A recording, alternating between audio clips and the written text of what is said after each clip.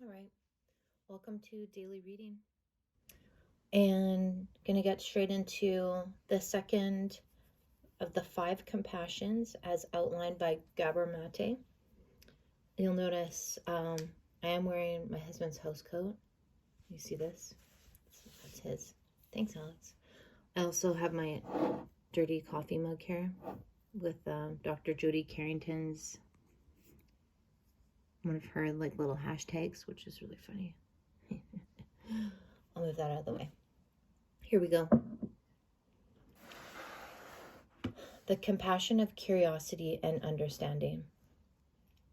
The second compassion takes as its first principle that everything exists for a reason and that the reason matters. We ask, without judgment, why a person or group, any person, any group, would end up being the way they are and act the way they do, even or especially when we are vexed or perplexed by it. We might also call this the compassion of context. However sincere our desire is to help ourselves or someone else, we cannot do so without beholding the suffering being experienced, including knowing its source as best we can.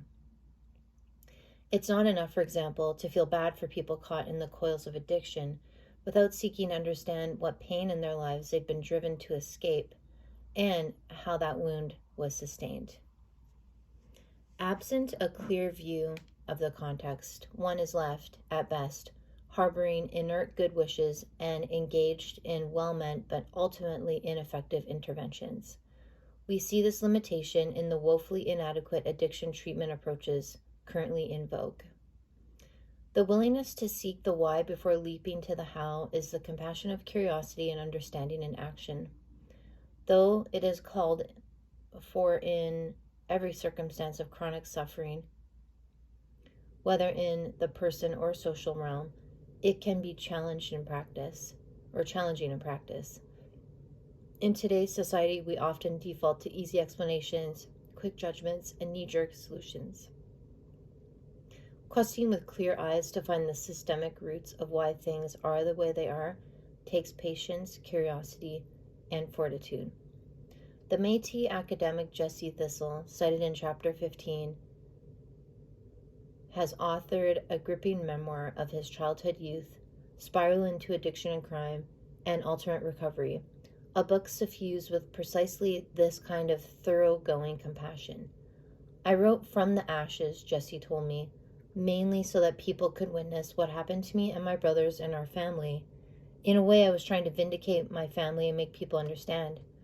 So with my nation's history, I'm helping remember, not just remember, like a memory, like remember, reassemble this history that has been disembodied by state and forgotten.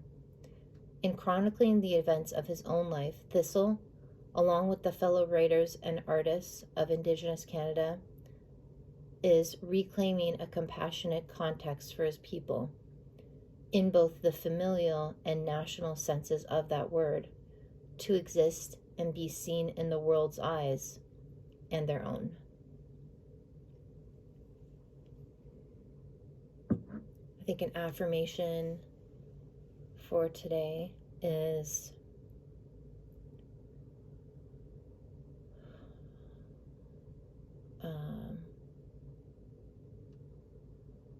today I reclaim a compassionate view of myself,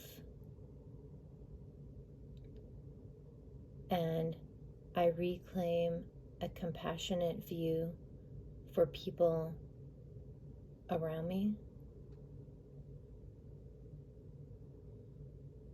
I don't know, something like that. Okay, that was the reading. Tomorrow we've got the compassion of recognition. So yeah. Oh yeah, and here's another affirmation. I will activate curiosity today and seek understanding.